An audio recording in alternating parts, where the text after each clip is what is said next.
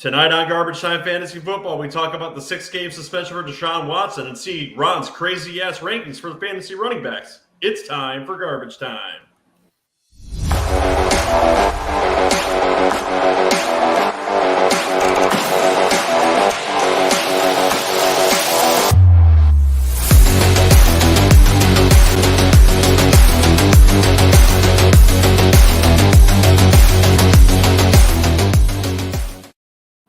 Guys, welcome into Garbage Time Fantasy Football. Tonight we have a plethora of news from training camp to go over. The Hall of Fame game is this week, and we have our top 10 running back rankings and a bunch of arguments coming up.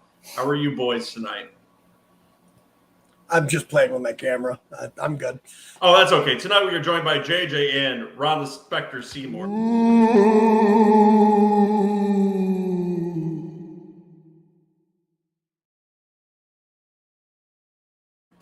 If you guys like what you hear on Garbage Time Fantasy Football, make sure to like and subscribe to the show. We are on the platforms here on YouTube.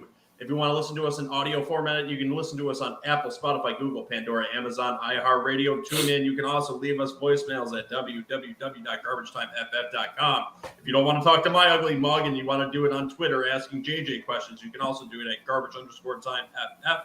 And if you actually do want to talk to me, and I don't know who would want to, you can do it on Garbage Time Fantasy Football on Instagram. You boys ready for the news? Absolutely. Let's roll through it and argue.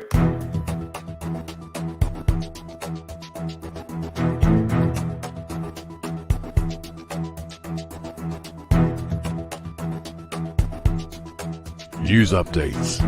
All right, let's talk about the first big story of the night. Try to avoid the Twitter trolls by sticking to strictly a fantasy perspective on this. Deshaun Watson's suspension was finally handed down from the arbiter of this case, and he's got a 6-game suspension. Calvin Ridley must be pissed. So, boys, from a fantasy football perspective, and any perspective you want to give on it tonight, what does this do for Deshaun Watson's fantasy outlook and all the Browns players on that team? I mean, he's undraftable still. With a 6-game suspension, it's almost – listen. Go ahead. Go ahead. Finish your statement. I'm not taking up half of my fantasy football year on a quarterback that's not going to play until week 7 and who is just at that point will have missed a year and a half of football. I'm not saying Deshaun Watson might not be great for the second half of the year, but I'd rather have that roster spot for people that are going to play. Okay. You're telling me you wouldn't use Joe, are you taking DeAndre Hopkins in drafts? In the later rounds, I totally would. Yep, in the later rounds. Not early, but Deshaun Watson in a later round with the potential of being a top 5 quarterback when he gets used to it, that you could have in a run in the playoffs. He's absolutely worth a late round flyer, especially if you're taking someone with not a lot of upside earlier. Like if you're taking that chance on a Trey Lance and he doesn't work out and you need to push towards the playoffs, I would very, very much want Deshaun Watson on my roster. So I think that is a horrible take, Ron. No, because you know what I'll do is I'll wait for the person to draft Deshaun Watson and then need that roster spot in week 4 and have to drop Deshaun Watson to get a running back off the waiver wire because they didn't have that running back that they could have drafted. So I will go ahead and I'll take a player that's playing, and then I'll just pick up Deshaun Watson when the person that drafts him has to drop him. JJ, what's your assessment? Where he's going, I don't have a problem with drafting Deshaun Watson. I just did a mock draft today on ESPN, and I think I got him in like the 13th or 14th round, and I'm fine with that. Yep. I mean, when he played last, he was a top 5 fantasy quarterback with his rushing ability, big arm, obviously. I think Cleveland is a good situation for him with a great offensive line and enough weapons around to be dangerous. So I think he could be really good. I did see in the NFL statement that there's a chance that they appeal, and I think they have something like 2 days to decide if they want to do that. So that's something to keep an eye on. But if it's 6 games, I'm fine with taking him as a second quarterback for where he's going right now. I think he's on ESPN. He was ranked like around 170th overall, and I think that's fine. So, Ron, you're telling me you wouldn't just let him sizzle on the roster for 6 weeks, potentially in the 12th to 14th round of your draft when you're kind of taking shots on players anyway, if you've got a middle-league quarterback, maybe like a Kirk Cousins or a Derek Carr? It seems like something I would totally want to do. So you said he was around 170 as his ADP? If on ESPN, he was ranked 164 or 166, something like that. Okay, I'll take Ryan Tannehill at 180, who's actually going to be playing the first 6 weeks. That might actually help my team in the first half of my fantasy. Ryan Tannehill doesn't have top 5 upside. Okay, neither does Deshaun Watson when he's not playing. For 6 weeks, though, it's not half the season. It's pretty close, but he's going to help you George Bush a bit. The fantasy football regular at season. The end of your roster. This is your worst take of the season. You said I had one. This is your worst take. The fantasy football season is only 14 weeks. That is 6-game suspension is 1 game less than half of your fantasy football regular season. If you have your roster spot clogged up for that player that's not playing, it's the same reason I won't take DeAndre Hopkins. DeAndre Hopkins is a beast. When he comes back, he will be a top 10 wide receiver. Deshaun Watson, a beast. When he comes back, he will more than likely be a top 10 quarterback. However, your season could already be fucking tanked by that time. Not if you get him in the last round of your draft and he's in the last spot of your roster. No, depending on the size of your bench, absolutely not. He's at the end of the draft where you would pick a guy that could be dropped anyways. It's a luxury pick. It's a luxury pick. So if your team pans out and you have him on your roster, great. If not, you may have to drop him. But for where he's going, I don't think it's a huge risk to take. I'd rather take upside on someone else who's actually going to be playing that I can figure out quickly if they are going to be something or not. You got to remember, if this wasn't Deshaun Watson, anyone else misses a year and a half of football, nobody's touching them in drafts. You're damn right, but this is Deshaun Watson. Michael Thomas. And he's going in the mid-range. He missed a year and a half, and he's going in the 7th round. I'm not touching him. Is there any way you can formulate this into a poll question so the Heckling Fandom can decide this debate for us? Just give me. Not to mention, he's going into a new team, a new system that's a run-heavy system. We don't know how he's going to be integrated into this offense. I don't know what it is about these top 10 episodes, but even though we're not talking about the position that we are covering, we're still debating and creating cold takes. I'm all about it. This is going to be good. All right, we got a lot more news. You guys ready to move on to the next topic? Hell yeah. All right, so next big good news from over this weekend was 49ers signed Deebo Samuel to a 3-year, $71.55 million extension through 2025. There's also some news. Yeah, that cheddar is definitely flying out. There's also some incentives in his contract for running back work, which is very interesting. So, guys, is his stock on the rise now that we could see maybe that potential for him to do exactly what he did last year? Or is this just some nice incentive to try to get him to do a few plays at the position? What's your make of this contract and the language in it? Not to mention, Kyle Shanahan came out and said that Deebo didn't say anything to him about his usage as a running back. Like, he never once indicated that he wasn't happy with it. Now with that, the new contract and the incentives, I think they'll use him pretty closely. I don't think he'll get as many rushing yards only because Trey Lance is there. So he's going to run a lot more than Jimmy Garoppolo did. But I still think, his potential for 5 to 7 rushing touchdowns is still there. He could still get 300-400 rushing yards, and he's still going to be a 1,000-yard receiver, assuming he stays healthy. Is he in your top 10 running backs tonight?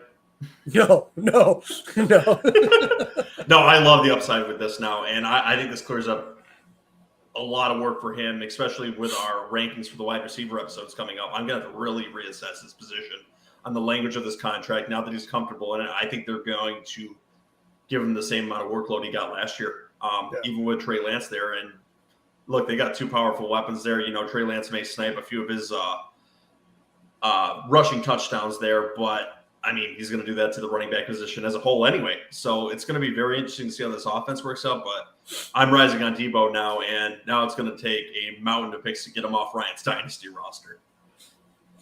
I almost had him. I could have had him. Do you guys have anything else you want to say about Deebo? All right, now we're starting to get some training camp injuries, which is really unfortunate. First one that kind of came out today was James Washington, wide receiver for the Cowboys, is going to be out for 6 to 10 weeks with a foot injury.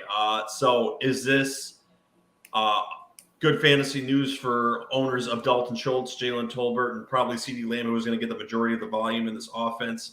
And what's your thoughts of it for this offense as a whole? I saw a lot of clips of Dak throwing deep to James Washington before the injury on Twitter. So he was going to be a big part of what they were doing, I think, with Gallup not going to be ready to start the season. So I think it's a huge opportunity for Jalen Tolbert to where he can step in and be the 2 and win the job for the season. So I think it definitely positively impacts Jalen Tolbert the most. And speaking of camp hype videos, I've seen so many CeeDee Lamb clips. Like his stock is just skyrocketing right now. So his stock is rocketing so much I might not have him in any freaking leagues because you may have to call your shot on him, Ron, if you want him. That's how much his stock's rising. I mean, he very well could finish as the number 1 wide receiver. I mean, he's essentially the only option. He could end up with like that 26% target share from Dak Prescott. Would you currently want him or Deebo more? Him. I think so too. I think Deebo has too many variables. And let's not forget that other than last year, all the way through Deebo's collegiate career, he gets injured. Like last year was the first year that he played most of the season. So, JJ, would you rather have Tolbert or Drake London in redraft formats this year? You have to say London right now, but for now, is that what you're getting at? Yeah. He's going to be the one. He's going to get more looks, I think. You got to go with Drake London right now. But I could definitely see Tolbert making some sick plays in the preseason and it getting closer than you'd think in rankings. All right, let's keep going down the injury list here too. So NFL's Ian Rappaport reports Rams wide receiver Van Jefferson is going to be seeing a knee specialist and he's going to be missing some time. Is he droppable from dynasty rosters at this point? He doesn't seem like he's doing anything up to this point, or is this someone that you would hold on to? I don't think you drop him from dynasty. I mean, it's still a very powerful offense. Allen Robinson, what was his contract? Did he come in on a 1 year? No, he's got a multiple year. Oh, he did come in on a multiple year. Oh, it's like 3 years, $48 million. Still don't think you'd drop Van Jefferson. I wouldn't drop Jefferson. If one of those, if Kupp or Robinson goes down, he's going to have a huge opportunity. And it sounds like he's iffy for the start of the regular season, but it sounds like they still plan for him to play most of the season. Yeah, that's what it sounded like too, guys. Here's an injury that's a lot more significant and is going to affect one of the running backs that may be on our list tonight, Leonard Fournette specifically. Bucs head coach Todd Bowles says, we are not sure of anything with Ryan Jensen coming up, but there's been some recent news tonight that he may be missing a lot of time with an injury going into the season. So, guys, what's your thoughts on their center being hurt? Is this going to affect their running game? And what does this do to the likes of Leonard Fournette for the Bucs offense? It's Tom Brady. I know that's a center and everything, but for some reason, when people play for Tom Brady, they play at their absolute peak. So whoever they plug in there, obviously you're going to see a little bit of a downgrade in their protection and all that, but they'll just end up running more plays off the tackle and just get their rushing yards that way. I don't think it affects Fournette all that much. I agree with that, too, to the assessment. They got time to figure it out, too. There's still some viable centers, especially the veteran position, that they can plug right into them. We were talking about some of them in our chat, too. So I don't think this really hurts Fournette all that much yet. We'll have to see how it matches in these preseason games. We'll get to see a few series out of this offense. You guys want to talk about some more upbeat things instead of the injuries? There's some nice rumors going out there right now. Don't you dare bring up Zach Wilson, Joe. No worries. No Jets talk about this. Let's talk about actually Mitch Trubisky. So I may be eating crow on an apology bet soon. So NBC Sports Peter King reports Mitch Trubisky has basically been told it's his job to lose. Has he already secured the job? Is it going to be a veteran quarterback running this Pittsburgh offense? Well, what I heard was not only was Mitch Trubisky almost guaranteed the job, Kenny Pickett was still running with like the threes. And like it was I may be fucked. It was Trubisky versus Mason Rudolph for the starter position. So, I mean, you may be eating a little bit of crow here. Yeah. Someone else owes an apology bet soon here, too. You're eating the flock. You're eating the whole flock. The whole flock. It's all right. You get the flock from Ron here pretty soon, too. So, yeah. It's all right. I'll be writing that tonight. Don't worry. Very, very, very good. That'll be probably on the wide receiver episode then. Yeah. Also, Chase Claypool went down in that offense too, and I've heard that another one of their rookie wide receivers was showing out in camp. You boys have any thoughts on that wide receiver core for the Steelers?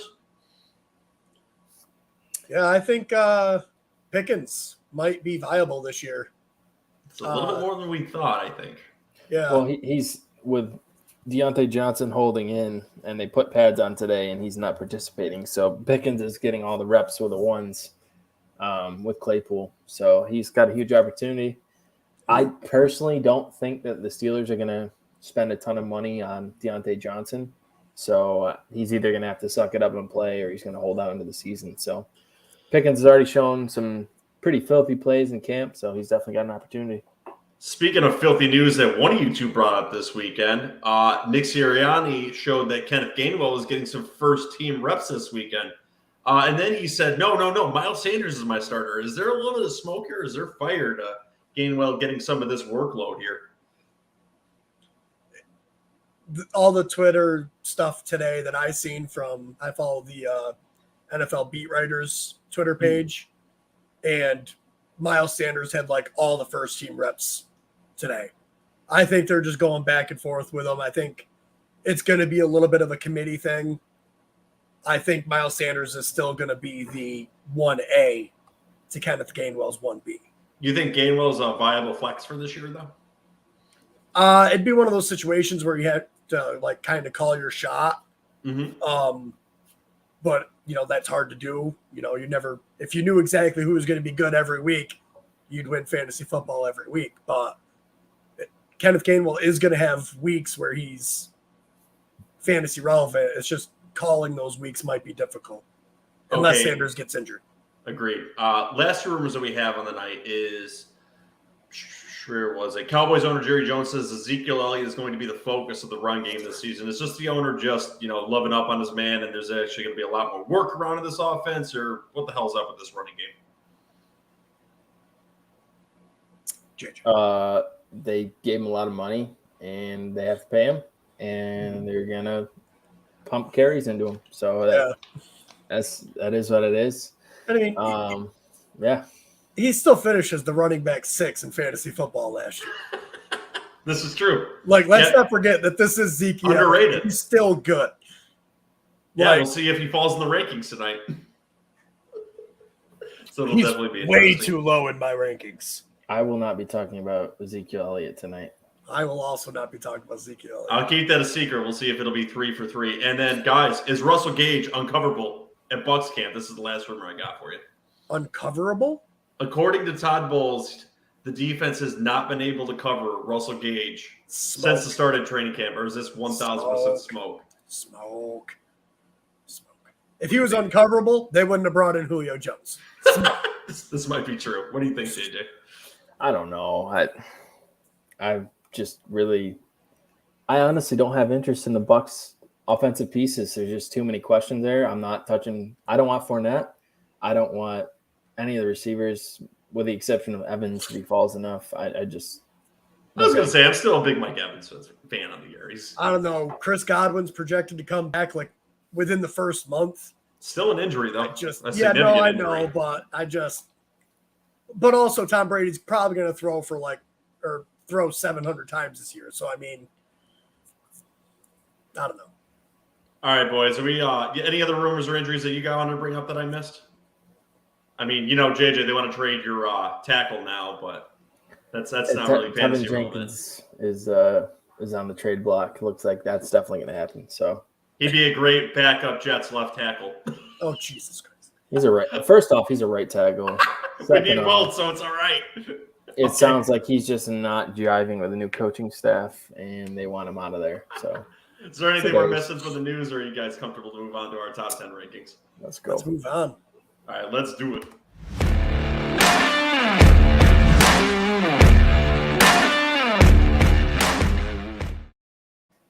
I've always got something. Interesting using a wide receiver for the top 10 running back rankings. That was general for all the positions. That's going to be used for the next 3 videos. Oh, all right. Why not just have Cam Akers dancing again for the running back? You don't want that? No, instead I had someone dancing on the Bengals logo, Juju. All right, that worked out real well for him. Oh, yeah, no, that definitely did not. And I promise you, he will not be in my top 10 rankings for the wide receivers for this year.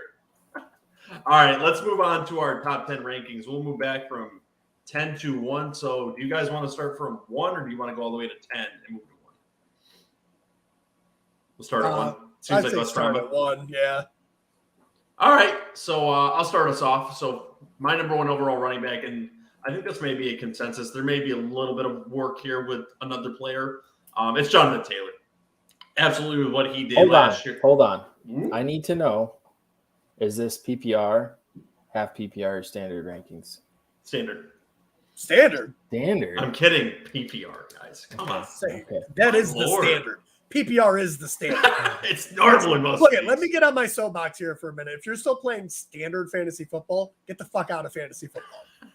Wow, we just lost some even more viewers. Let's tone it down. We're down to 2 viewers now. We're here to help you transition to PPR. Yes, and if you have a question for us tonight too, feel free to leave it in the comments. This is a live show. We're more than happy to answer them live. I'm fired up today. Or if you just want to talk shit around, we're more than happy to do that. I'll put it right in the comments. Fuck, I'm fucking ready. Let's roll. Yeah, and if you want to leave a voice or a hate mail, www.garbagetimeff.com, where it's right on the side of the screen. If I get an emailer, I'll play it fucking live right now. Anyway, my number 1 in PPR fantasy football is Jonathan Taylor, just based on the fact he was the whole offense for the Colts last year. And I think he's going to be the most durable and number 1, 2, 3 option for the Colts, even though they have Matt Ryan there again this year. So I really like Jonathan Taylor as a number 1 running back, and I ate a lot of crow shitting on him last year, and I'm not going to do it again this year. So Jonathan Taylor is my number 1 running back for fantasy football. Who's next? Go ahead, JJ. So I would just like to point out the weird stat that since 2007, the RB1 has never repeated. So that's 15 straight years that there's not been back-to-back RB1s. JJ's got one. Is not my RB1. Obviously, I said it out like all these guys are playing 17 games. And if Christian McCaffery plays 17 games, he's the RB1 in PPR, 100%. By a long shot. Yeah, let me see here. I got him scoring, let's see, 37 more points than Jonathan Taylor this season. Sweet sauce. So, I got him scoring 87 more points than Jonathan. Oh, my God. Yeah, I wow. In PPR, I have McCaffrey as RB1. In PPR, I also have McCaffrey as my RB1. Like I said, I have him crazy. Like, he's far and away better than the rest of them. I mean, his points per game, even, when he's been injured, he's a safety blanket for every quarterback that comes to that team. I don't think it's going to be any different with Baker Mayfield. The only difference is I think Baker Mayfield's going to sustain it longer than Sam Darnold did. You got to remember, Sam Darnold was like top 5 fantasy QB in like the first 4 weeks last year. There is a twilight zone in fantasy football. He just kept giving the ball to Christian McCaffrey. It was after Christian McCaffrey got injured that Sam Darnold started looking like shit because he actually had to be a quarterback. Because he is shit. Right. But when you can just go to Christian McCaffrey every freaking play, you look great because Christian McCaffrey makes you look great. Yeah, and it's a new quarterback in Baker Mayfield, but we saw Baker, what he did with Kareem Hunt. Kareem Hunt, incredibly viable through the past game with Cleveland, with Baker at the helm. So I'm not worried about that. So if Christian McCaffrey plays 17 games, I don't see a way that he's not the RB1. Nope. So for my running back too, I played the what-if games and are a lot safer with the injuries for my ranking. So I've got Christian McCaffrey here at number 2. I 1,000% agree with you, too. If he plays 17 games, he's by far got a higher ceiling than anyone on this list, and it's by a mile. Listen, he's good in the passing game. He's good in the rushing game. He does everything you want a running back to do, especially in fantasy football. Volume monster. Nobody takes it away from him. He's my number 2 just because of the injury concerns. But the thing with that and why he's number 2 and has moved up my list, because I downgraded him quite a bit during the season, is because these are separate and apart injuries, nothing that was really sustainable and are going to hurt him over the long run. Regardless, though, he seems to be hitting a bad luck hill where he's getting random, stupid injuries. whether that's actually viable and something you can measure statistically, no, not really. But running backs that tend to do that tend to continue to do that, and he's done that for a year and a half now. So I've got a little concern with him, but man, that upside is just insane. So I've got him at number 2 right now, and I feel a little bit safer with Jonathan Taylor at the number 1 spot. Who do you guys got? It's Jonathan Taylor at number 2. For me, at least. I mean, I think he does have a down year compared to last year, I suppose. I think he has more opportunities to score because of Matt Ryan, but I also don't think he gets as many receptions. I think Nyheim Hines, they've already been talking him up, wanting to get him more involved in the passing game.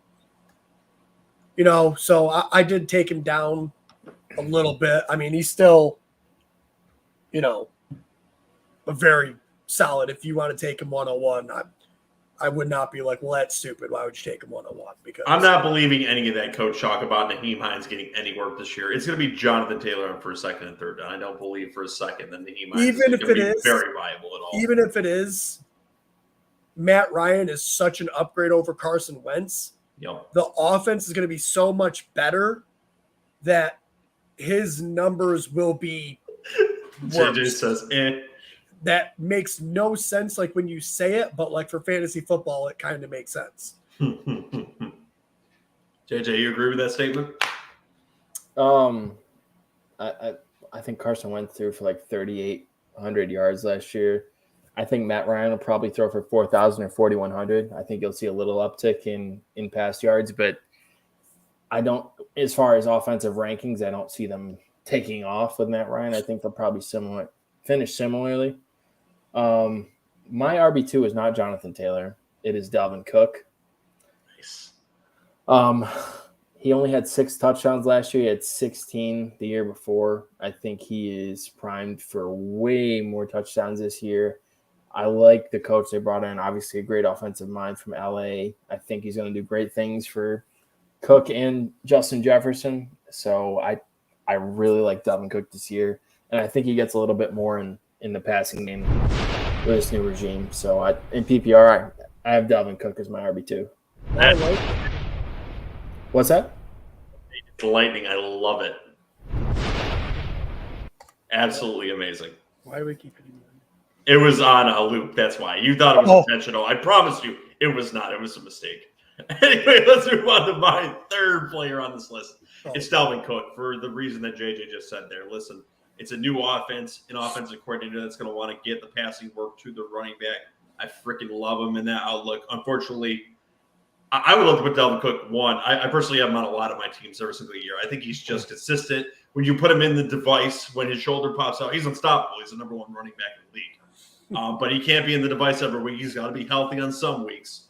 So Dalvin Cook at the number 3 spot. Healthy all year, the sky's the absolute limit. He could finish as the running back 1 if either of these other 2 get hurt. I love his upside in this offense. He's an absolute monster, and I will be bidding up his price, I'm sure, in the auction league when we roll around to it this year. Dalvin Cook is someone that you can draft easily in your first round and just run away with that pick. There's no reason he shouldn't be in your top 5 running backs in any format, any kind of league. No, I agree. Yeah, he's my running back 3 also. For pretty much everything you said. I like the offense that's coming in. Everyone thinks Justin Jefferson has a chance to be the wide receiver 1. Well, if the offense is going to be that good, then Dalvin Cook has to be that good too. They already talk about lining him up in the slot more often. So I think his passing volume goes up. Might help keep him a little bit healthier if maybe they're lining Alexander Madison up in the backfield and him up as slot. That's what I was kind of thinking about. So I think his value is crazy. And like JJ said, he only had 6 touchdowns last year. And I think he had the most attempts from inside the 5 or 10 yard line. And everybody else that was near him in those attempts had double-digit touchdowns. I think he gets up there. I think I got him projected for like 11 touchdowns. That could easily be higher. He should have had as many touchdowns as James Conner had falling ass forward into the end zone last year. Yeah. Like, he just had impeccably bad luck not getting into the end zone. I think he's going to get double-digit touchdowns. Would not surprise me this year with him. Like, the upside's impeccable. Double digits just rushing and still getting a bunch in the passing game. It would surprise me more if he didn't again. Yeah. I'd be more shocked if he didn't get the double-digit touchdowns rushing. All right. I think we're on to number 4 for all of us, correct? Correct. Actually, JJ, I don't think he said his number 3. I haven't said my number 3. Go ahead, JJ. I still do not have Jonathan Taylor out. Damn. At my number 3, I have Ron's boy, Saquon Barkley, as my RB3 this year. Wow, I love it. I hope so. So, contract year, probably the most improved offensive line in the NFL. Great offensive-minded coach. I can't listen to this. It'll hype me up too much. if he plays 17 games, he's a top 5 running back. It's like it's health. It's health. JJ, stop it. Listen, I've made it through this far through the offseason without getting my hopes up about this team. Don't do it. I'm like no. I'm Ron, like Hawkeye in Endgame right now. Don't give me hope. All right. No, Ron. There's a difference. We believe in Saquon Barkley. We don't believe in the Giants. Big difference. If the Giants have the answer at quarterback, they have a good team. I'm sorry. I like Kenny Galladay. He's way overpaid, but he's a talented player. I like Kadarius Toney, and I think Barkley is a freak athlete, one of the highest graded running backs of the combine of all time. I just think for his career, he has to perform this year. So, and 2 years removed from the injury. I think he is being way underdrafted right now, and I'm trying to get him in pretty much every league I'm in. So, if you sent me a pretty he's significant package for him. I did. I tried to trade for him the other day in Dynasty, but you shot it down. Yeah. No, I like your assessment. Maybe he'll make an appearance. And again, this is PPR, and I love Jonathan Taylor, but I have him with 62 receptions this season. You're fading his ass a little bit. So, JJ, if you're drafting and you have one of those top 3 picks, you're taking those 3 players over Jonathan Taylor? Yeah. Wow. Yeah. He's making note of that for the auction league. Well, Ryan's going to keep Jonathan Taylor in the auction league this year. Yeah. No worries then, I guess. All right, so now we're on to number 4. I'll start here. So I've got highly underrated, Mr. Consistent Nick Chubb here. So listen, Deshaun Watson's going to be out for the first 6 weeks. They're going to be heavily running the ball this year. I like Nick Chubb in this spot. I think he's always underrated a little bit, and I think they're going to heavily rely on him because the wide receiving core is a little bit depleted. They've got younger players there. Amari Cooper is really the only weapon there. David Njoku is going to need to pick up the blocking for it this year. So I really like the work that Nick Chubb is going to get in this box. It's going to be a lot of volume for him early. When Deshaun Watson comes back after week 6, they're going to have to respect the running game a little bit more. So maybe a little bit of a slow start, but I could see him having a monstrous second half for this year. So I really like Nick Chubb at the number 4 spot for this year. So in PPR, you have Nick Chubb as the RB4? I do.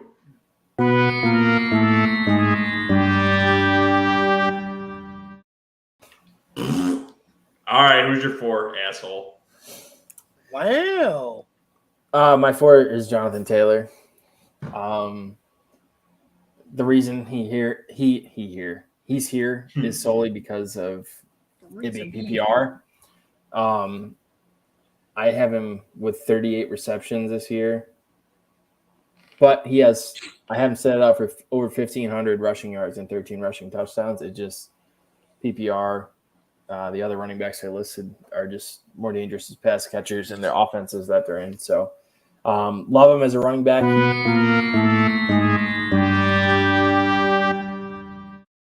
He's more of a danger with Daniel Jones throwing the ball to Saquon Barkley. Well, I love Saquon Barkley this year. That is a shit take. No. Anyway, continue. The offensive scheme that he's in, he's not going to get a ton of targets. And, Joe, you compared Jonathan Taylor to Trent Richardson last year. I don't want to hear anything from you about Jonathan Taylor. I've seen the light. I wish you wouldn't. I wish you wouldn't, he says. Yeah, so that's why I have him there, because he's not going to have the receptions. In standard, he's ranked a little higher with the yards, but in PPR, I have Jonathan Taylor as my RB4. Is he higher than Saquon Barkley in standard for you? I don't know. I have Barkley with just under 1,800 total yards and 13 touchdowns. And I have Taylor with 1,849 yards with 16 touchdowns. So yeah. I have him higher.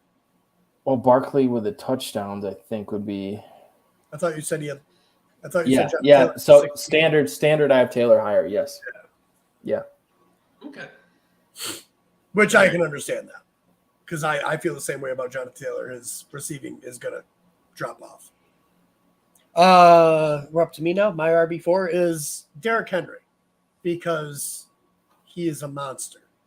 And I know he's coming back off injury, but he came back from that injury for the playoffs. Like, he's healed. He's going to be 100% going into the season, and they're going to do the same thing they always do. And even if they take 100 carries off for the year, he's still going to finish with over 300 carries and remind me, he's still what, 6'9" and like 375 pounds of pure muscle. The mountain. Like that's he's still going to drop people to their ass with his fingertip. So yeah, it's going to be Derrick Henry. They're going to see this coming at them, and then just that big fist. That is the wrong drop play for Derrick Henry. Is not slow. That's what their brain's going to be doing when you're mad. Their brain will just go blank for like 15 seconds. They're going to have to black out if they're going to have the balls enough to try to tackle that man. Yeah, even off the injury. Yeah. I agree with that. So have we got through our top 5? Nope, that was number 4. Oh, I'm wrong. Go ahead. I knew. I just went. Now We it's just your gave us 4. 5. You're up for your. Just Joe. It's just Joe, Matt. Don't worry about it. Okay, cool. Bastards. I don't know why we let you host. Are you going to say your number 5 or what? You can go first. All right. Sounds good. Snake draft. You're up again. Way to deflect that one, bud. All right. Number 5. I'm hosting. I make the rules. You go. Number 5. I got Aaron Jones at my number 5. Ooh. I think Spicy. it's PPR. He's gonna get. I mean, Aaron Rodgers likes to trust his weapons, and the only wide receiver there that I think he even remotely trusts right now is Allen Lazard. And I think the person he trusts more than that is Aaron Jones. I think they're going to run a lot of possibly 2 running back sets, maybe have Aaron Jones out in the slot. He's one of those running backs that could easily have over 100 targets this year. And he's going to be real good for fantasy football, I think. Way more consistent than he has been in the past. Would you believe that I've got them ranked 14 and 15, but I've got A.J. Dillon ranked higher than Aaron Jones? I think A.J. Dillon could get that first and second down work, and Aaron Jones could get the passing work on third down. I like them both as running back 2s this year. I got A.J. Dillon at running back 17. So Very nice. So you're in a similar mindset. It sounds like you just think they're going to get higher volume to. Yeah, I think Aaron Jones will be on the field damn near every snap. Mm-hmm. But some of those will be in the slot, and then A.J. Dillon will be in the backfield. It'll be interesting to see because the whole fantasy community has assumed that this is the way they're going to run this offense because we don't like their wide receivers this year. Are they just going to completely throw that out the window and go, fuck you, we're going to play our wide receivers and just one running back? Because everyone's assuming this is the style, this is going to be. So it'll be very interesting to see because the smart thing everyone thinks to do is to play the 2 running backs. But the Packers just always surprise us with things. So I think this is the smart thing and the most logical thing to do. It just, I don't know. LaFleur may just try to get fancy here. I don't know, but I hope not. I would love to see these 2 on the field. I don't think he can afford to be fancy, though. Because, like, if they don't play well this year, Aaron Rodgers is probably going to retire, And if they don't play well, there's a solid chance that LaFleur will be gone. JJ's like, please. You're fucking retired, you old bastard. All right, JJ, who you got at year 5? At my 5, I have Austin Eckler, and I don't feel great about it. After I dropped him. I had him at 5 earlier and dropped him. I'm sure you read the report too that Isaiah Spiller was taking reps with the first team, and that it makes me nervous. We've speculated over the year. Yeah, I think Ron got a real steal in the Dynasty draft in the second round with Isaiah Spiller. So I need running backs, please, for the love of God. So I have him at 826 rushing yards, 9 rushing touchdowns, 81 receptions, 716 receiving yards, and 4 receiving touchdowns. It may be too much volume for him. Obviously, he's been used a lot the last couple of years, so I think they may try and spell him a little more this year. Mm-hmm. It'll be interesting to see. Austin Eckler is very conscientious of fantasy football players, so maybe he'll give us a few more hints before the season starts, but I'm a little nervous about having him at 5, and I may be dropping him soon here. And Ron's just hoping he didn't draft Justin Jackson in our rookie draft in the second round. Well, I mean, if you look at the beginning of last year, they tried getting Roundtree and Justin Jackson and all those other guys. Justin Jackson just signed with Detroit today. Yeah. They tried getting them guys involved to relieve some of the stress from Austin Eckler. They just weren't cutting it. They weren't doing enough. So if Isaiah Spiller comes in and shows that he can handle it, they're going to give him opportunity. Agreed. Yeah, so I don't. That's probably the guy in my top 10 that I'm most worried about right now. But I significantly dropped him from the 5 spot too when I started to see these reports too. I'm like, I'm not feeling so good about it. And that was a lot of touchdowns last season. My number 5 is the Beast, the Yeti. We've already described it here. He's an absolute animal for the Titans. He's going to be option 1, option 2. And potentially option 3 on third down, regardless of how far and downs are and how long they got to go on the field. Like, they're just going to feed him the ball this year. He's their nuclear weapon, and they are going to ride and die with Derrick Henry this year. Run him right into the ground. And we are on to number 6. JJ, who's your number 6? Derrick Henry. Nice. I have him leading the league in rushing yards. It's just PPR. I don't think he's ever eclipsed 20 receptions in a season, so that just hurts him versus these other guys that are integrated in the passing game. So I got Henry as the RB6 with over 1,600 rushing yards this year. All right. Ron, who's your 6? So my 6 is a high variable at the moment. This should be interesting. He's in a little bit of legal trouble, but all the reports I've been hearing this might be pushed until 2023. I forgot to bring this up on the news. Go ahead and cover this. So Alvin Kamara, I can't remember exactly what it was. He punched someone or something during the Pro Bowl. He beat the ever-living shit out of a guy in a strip club in Vegas. Okay. Yep. All right. Well, however you want to put it, beat someone up in the Pro Bowl, beat the shit out of them, whatever. It was blood. Tomato, right? But a lot of the reports I've been hearing right now is this might get pushed until 2023. His hearing has already been pushed until the end of September. So they're not going to suspend him until that's all taken care of. So I'm going to call my shot that he's playing all year this year. And if he's playing all year, he's still a top fantasy player. So I got him at number 6. But it's one of those things where the 3 people I have him behind him are only like a touchdown or 2 difference. So he's not currently in my top 10 because of the legal ramifications. I want to get a little bit more information, but if this clears up, he's easily in my top 10. Don't know where yet, but there wouldn't be an issue. He would easily be in my top 10. Who I've got at number 6 is Saquon Barkley. I mean, I've been telling Ron all offseason that I love his offensive line. I love the work he's going to get this year. They are going to absolutely rely on him. Dable is going to see him as the top weapon in this offense. He's going to get the rushing, the passing work, and in PPR formats. Saquon Barkley is going to be an absolute beast, and there's a reason I did not trade him to JJ for quite a haul of young running backs.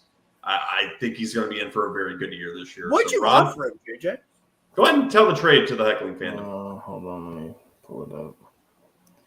I think I offered him Dameon Pierce, Antonio Gibson, Brian Robinson, and a third round pick for Barkley's, just Barkley. A lot of young pieces, but unproven pieces. Right. Antonio Gibson's proven, but a proven piece of shit, but okay. I know. Never finished less than an RB2, I know. Or RB1 even.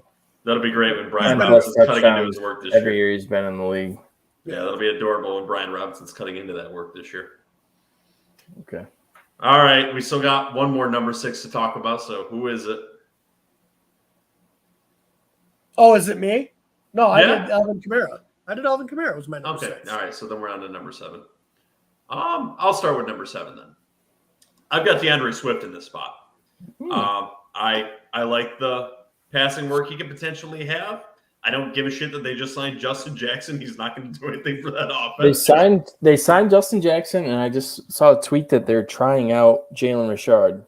So I don't know what they're doing. Might have to monitor to see if there's some injuries in that cap. Hopefully it's not DeAndre Swift. But currently, if there's no injuries to him, he's my number 7. I love the work he is. Listen, Jamal Williams is there, who's a talented running back.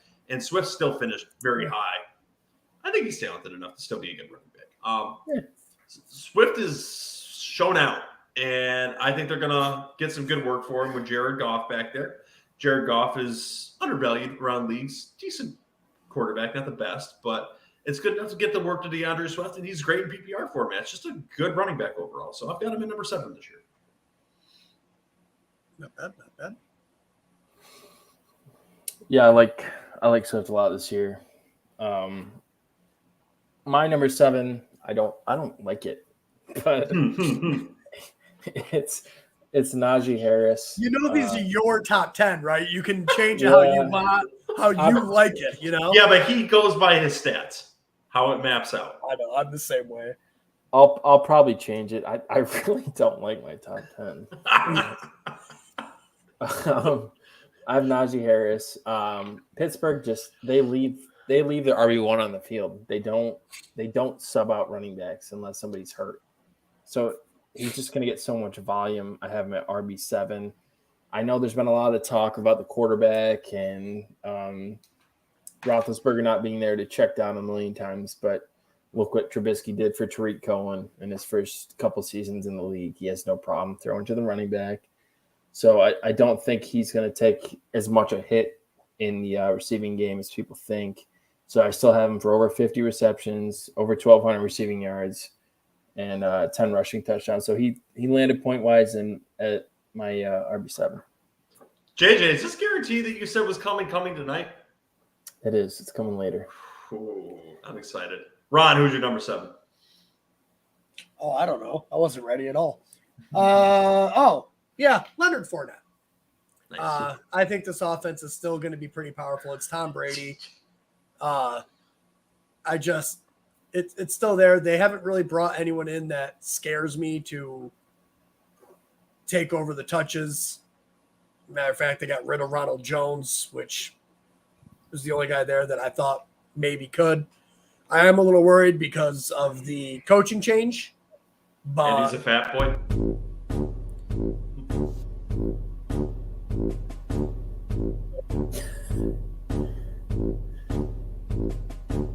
No, you're not going to talk while I play it? No. Okay. I can't. It sucks. I can't even hear what's going on. I still don't know why that I is. was like, what the fuck is happening right now? Well, he was playing the boom, boom, boom, and he had it on loop, so it just kept going. What was I saying? Who am I talking about? Leonard Fournette. Okay, Lenny. Yeah, the offensive line got a little worse because of the injury, but I still think it'll be all right. He's still probably going to get a bulk of the passing work from the running back position. If anything, this is the one guy in my entire top 10 that I'm not happy with where it came out, but I couldn't give any more work to the other running backs on the roster. I couldn't do it. All right, that's fair. Yeah, no, I do like him. Actually, JJ seems to be a little bit tipped. That might be the guarantee. We might have to wait. JJ, are we gonna have to wait on some comments here, or is this something you want to say now? I have Fournette as my RB19 right now. Damn! Oh, he's downgraded on your eye. So, okay, who do you have in that backfield then? Like, who's the guy? I just have I have Rachaad White dipping in more than maybe you think. I have Rachaad White with 50 receptions this year, and that is why I have Fournette knocked down. They brought in Bernard last year, and he started the year and kind of was in the mix and then got hurt and just was completely phased out.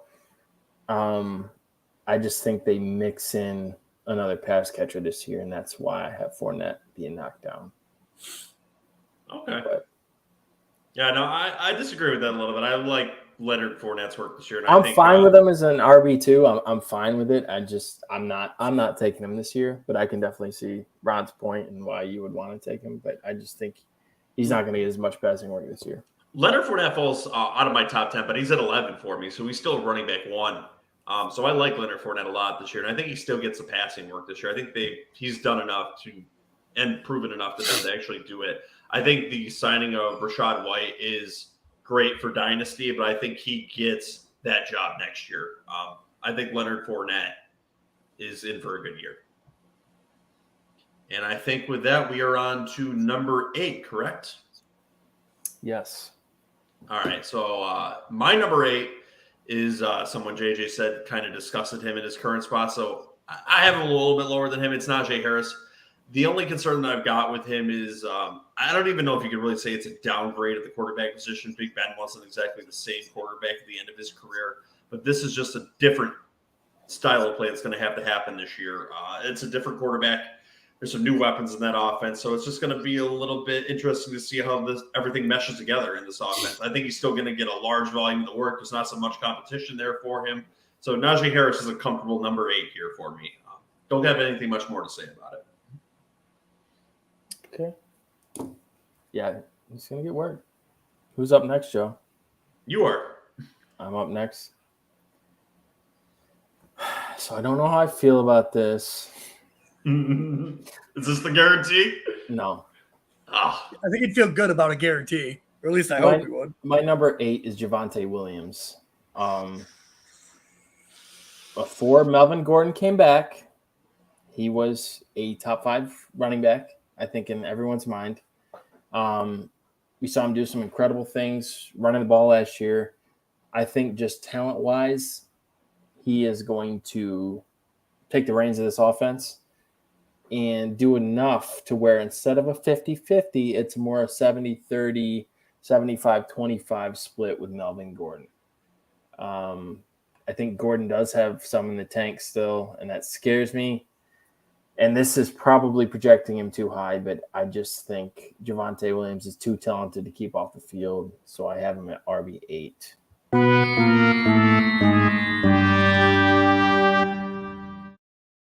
He is my running back 22. You are a fool. Where's the shit take button? That's a shit take button. Give me a second to find that RB22 out my fucking ass.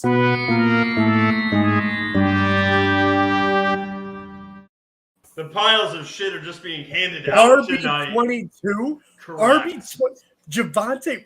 How? Fucking how? Oh, eat shit, Ron. Fucking Go into how? your number 8. Fucking. I still want to hear how, Joe. I want to know how. Because he's going to have a 50% split there in the backfield. Not only that, it's going to go into more of a passing kind of offense. Russell Wilson, yes, coming from a style of offense, didn't always throw to the running back. He preferred throwing to his tight end and receivers, and I think that's what's going to happen this year. I just hit the wrong button. I actually hit I think there's going to be more passing work to the wide receivers and tight end, just based on the style that Russell Wilson likes to play. That's why I'm dropping both of these guys. I think he can still rush for over 1,000, but there's a lot of running backs that can do that. That's why I'm dropping, both these guys. I can't even listen to my own pilot. You're choking on your horrible take right now. No, I'm very comfortable with where I put him. This is 100% not going to be a 50-50 split. They did not re-sign Melvin Gordon. Not right away. They waited because months. Other teams were negotiating with him and he was looking for money. It was on his part, not on theirs. He didn't sign for a ton of money. The Ravens still brought him in for a visit. He was holding out for more money. He came back because Russell Wilson asked him to, and they're former college teammates, and he was familiar with the Broncos. That's why he came back because he wasn't getting any decent offer anywhere. If he would have got a good offer somewhere, he got offered more money by the Baltimore Ravens and came back for less because Russell asked him to. I understand that, but he was waiting out for more money. So the team didn't give two flying fucks if this man came back. Yes, they did. They wouldn't have signed him. They didn't give a fuck. If they wouldn't have given, they were going to workforce him. They weren't going to do that. They would have signed him split back instantly. It is not going to be a split back. I don't believe in him. That's okay. That's why we play the game. I've got him at my RB 15, and I thought I was too low. He was RB 17 last year in PPR. So when it was a 50-50 split. It was 50-50. It was like straight up 50-50. Eat shit, Ron. Who's his running mate even? I can't even remember his name right now because he's not a running mate. Melvin Gordon. Melvin Gordon. We've said it twice. Yeah, well, I'm having a hard time processing the ridiculousness right now. Melvin Gordon was RB 21. It was really 50-50. I got Melvin Gordon as my RB 43 right now. You really believe he's going to get more than 50% of that work then? Yes, because he's the more explosive. He's the younger, better player. And that's not the style they're going to play. Just be ready for it. I hate you so much right now because you're making my heart hurt. Is it my turn? I'm supposed to be talking about someone else right now, aren't I? Yeah, you're on 8. Go ahead. I'm on 8. Melvin Gordon is my RB 50. And I have him with 605 rushing yards and 5 rushing touchdowns. Where is he on yours, Joe? Where's Melvin Gordon? Oh, Melvin Gordon. He's on my players to watch list, so he's outside of my top 32. So you just hate this running back gore altogether? I do. God, you're dumb. Running back 8, Saquon Barkley. I can't say improved offensive line, pass catcher, Saquon Barkley. I can't deal with myself right now. He's beside himself. I just RB 22 for Javonte Williams. Are we on to number 9?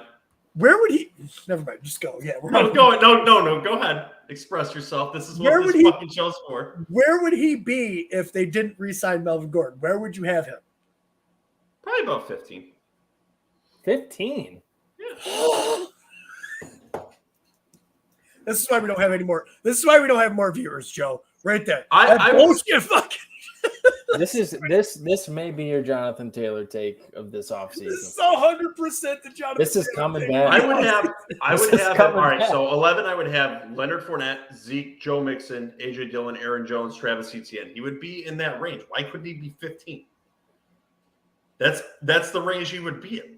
No, because if it was him alone, he would be easily top 10. You arguing that Travis Etienne could practically be alone if Robinson doesn't play out, and I've got him in that range. Joe Mixon's in that range. It could very easily. Cam Akers could be in that range. It's not a horrible take. Are you comparing the Denver Broncos offense to the Jacksonville Jaguars offense right now? It's a fucking running back position, dude. It doesn't matter. Chances to score is a huge thing in fantasy football. The Denver Broncos running backs are going to have far more chances to get a touchdown than Trevor Lawrence, Jackson. Okay, and where have all the Seattle Seahawks running backs finished over the years, Ron? You seen a lot of top 10 finishes out of those guys over the last few years? Yes. Out of Chris Carson, right? Yes. Rashad Penny, right? I mean, if he played a full season, he was the number 1 overall running back through 5-week stretch last year. Yeah, they always had good running backs because Russell Wilson gave them the chance to score. All right, move on to your number 9. You're going to make me talk more about someone else? I don't know if I can. You did. I think it was Saquon, right? Bam, No, that was my number. That was my number 8. Saquon was my number 8. That was our 8. 8 got real spicy. It got real spicy for a minute. And it Wide wasn't receiver about show's gonna be anything fun anyone too, said man. at 8. Or wait, no, you had Javonte Williams at 8, didn't you? Yeah, that got everyone rattled. Then someone was like, 22. Should be a real good take or a real bad take. There's no in between with that one. All right, who's leading off 9, Joe? All right, let's anger the masses a little bit more. I've got Breece Hall at number 9. Oh my God, you homer motherfucker. This is my homer pick, and there's a lot of talk coming out of camp that he is a fucking mile above everyone else in that backfield. They have 2 potential Pro Bowl guards in that backfield. It is a 49ers style of run game where they are dominant on that. And you're talking about a 49ers offense last year that had a 7th-round pick that was a number 1 running back. So why the hell can't Breece Hall, who is immensely more talented than any running back they have in that backfield, not be in the top 10? I think Breece Hall is going to be absolutely incredible this year, the 3-down back after week 2, and he's going to break into the top 10. Go ahead, JJ. You go. JJ, go. Please blow his brain up right now, please. I will be talking about Breece Hall shortly. So I Yes! will not add to this. Eat shit again, Ron. They are not going to just, first off, Oh, yes, they are. the Jets offense is not going to be as good as Joe likes to think they're going to be. You are joking yourself, and you're just putting yourself up for a world of heartbreak. I'm sorry, bud, but that's what you're doing. Not at the running back position. I'm just going to say my RB9 quick and let you guys. I have DeAndre Swift in my RB9. Go ahead, guys.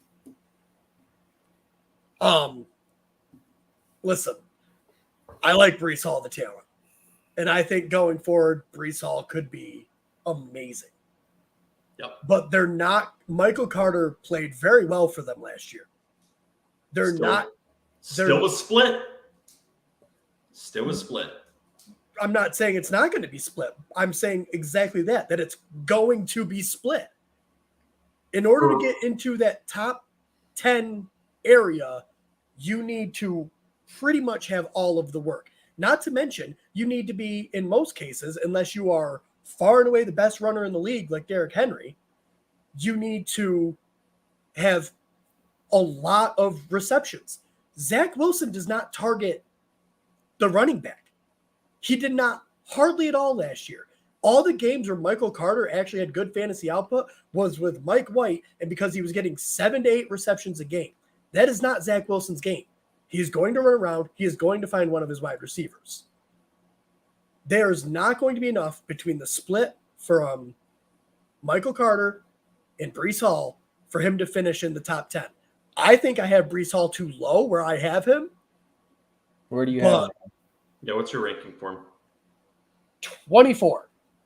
No, that is a shit-ass take. You think my fucking take was bad? That is awful. If I put That is real bad, Ron. If I put one more touchdown onto his stats, it bumps him up to. You're talking shit about my Javonte Williams take. You're not even fucking close. You're not even in the fucking realm. Javonte Williams has actually proven it in the NFL. Oh. Holy fuck. And Javonte, now you're giving me a headache. Look, I admitted. Oh, no. I got an idea. No. This is an apology bet. I will bet you that Breece Hall finishes higher than Javonte Williams in PPR fantasy points. Done. Hit the fucking button then. I'm on full screen. The button's so far away. Oh, you fucking asshole. You're going to make me hit the apology bet button? Yeah, you're the one.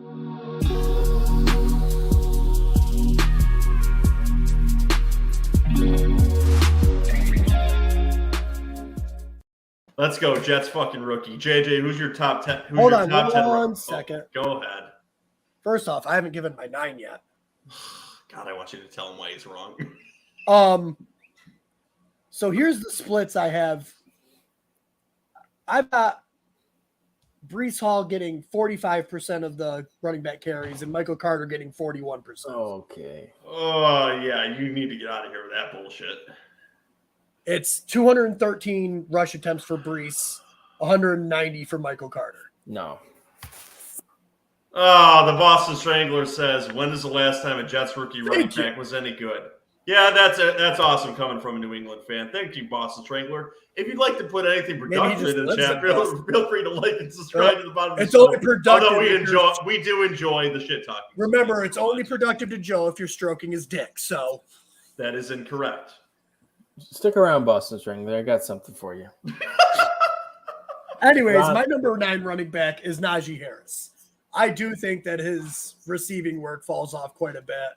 Not that I think Mitch Trubisky won't target the running back, but I think he will actually make more time by running around a little bit and giving his wide receivers a little bit more chance to get open to where it just naturally makes the reception work go down for Najee. I still have Najee Harris getting over 300 carries, but I think because he finished with what, like 90 receptions or some crazy ass number last year.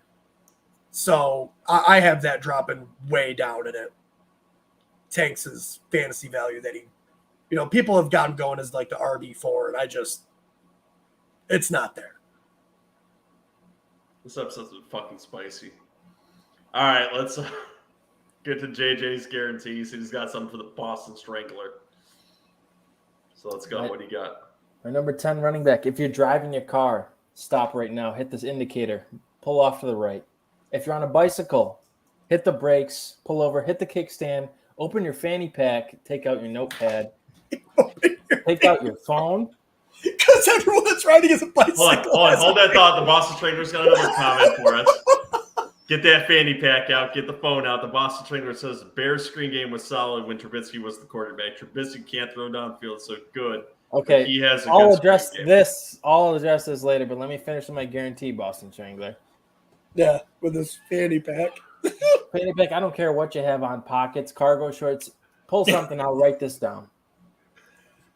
I guarantee you, Breece Hall is an RB1 this season. I'll double your guarantee. I guarantee that Mooney was 1,000-yard. Darnell Mooney would be 1,000-yard receiver last year. This is my year 2 guarantee. Breece Hall's an RB1. Type into YouTube Breece Hall highlights. Click the first video. It's like 8 minutes and 30 seconds long. He breaks the college football record for consecutive games with a touchdown. This guy has a nose for the end zone. He's going to be their goal line back. He's making one-handed catches. He has great vision. He can do absolutely everything. If Michael Carter has 190 carries, Robert Saleh should be fired on the spot. Breece Hall is immensely talented. He's the most talented running back in the class. He's going to get work in this offense. He's going to be the RB1. I got him for 1,200 yards and 10 touchdowns. And I have him less than 40 receptions because I think Carter is going to be the third down back, especially to start the year. I just think this guy's too good with a very respectable Jets offensive line. I think the formula's there. I got him as an RB1, and I'll be taking him this year in the 4th round. Hands down, he's a league winner. Write it down. He's an RB1. And Ron, to get back to your comment about Zach Wilson not throwing to the running backs, when he sees how good Breece Hall is at catching the ball, he's going to fucking throw it to him because he's a safety net. I'm telling you, man. I can't get there. Anyway, did you want to address this comment too, JJ, from the Boston Strangler? Boston Strangler, I am a proven homer and a Trubisky stan, but I will tell you this. Matt Nagy had his receivers running slants and